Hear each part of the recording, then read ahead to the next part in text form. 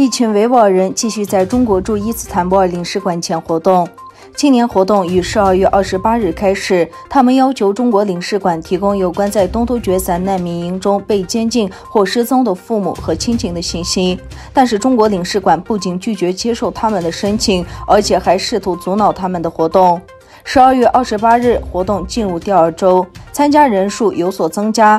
一名82岁的维吾尔老人前往中国领事馆前加入了活动，以追踪失踪在东突厥散失踪的孩子和孙子的消息。同时，安卡拉哈基拜勒姆大学讲师阿卜杜热希德卡尔鲁克教授和一些学生也参加了此次活动。阿卜杜热希德先生在表示，和其他维吾尔人一样，他也是中国政府的受害者，他有家属和亲戚被拘留或监禁。他呼吁土耳其必须为被迫的维吾尔人做主。去年，中国驻安卡拉大使邓丽在一次电视采访中说，维吾尔人可以利用中国大使馆询问其在东突厥散的家庭状况，但是后来维吾尔人向中国大使馆的请愿书没有得到答复。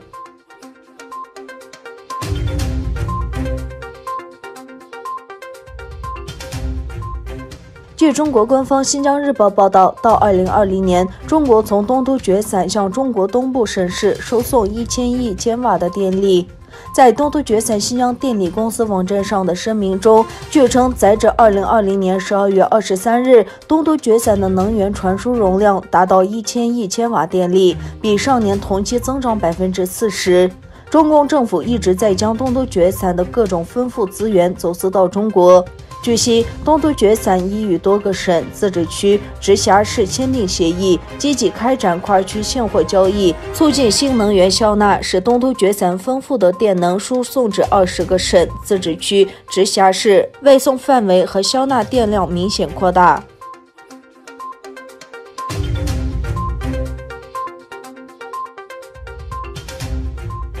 中国公民记者张展在疫情期间在武汉记录见闻，被控徇私滋事，昨天被法院判处4年有期徒刑。张展也是首个因武汉疫情缘故而受到公开审判的公民记者。这起案件在上海浦东新区法院审理，院方规定只有张展的家属可以在法庭内旁听。在今年2月初，他前往当时的中国冠病疫情正中的武汉，并在社交媒体上发布多段视频，包括记录医院和社区等场景的片段。张展还通过文字直言批评官方的抗疫措施不当，认为官方没有顾及低层人民的权利，掩盖了疫情的严重性。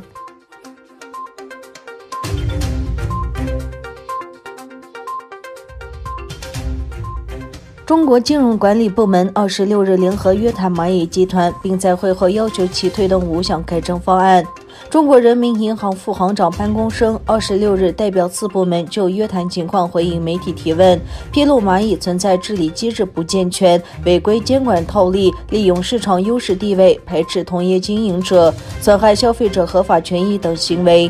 中国监管机构12月24日表示，正在对知名企业家亿万富豪马云麾下的电商巨头阿里巴巴集团控股有限公司和金融巨头蚂蚁集团这2大明星企业采取行动。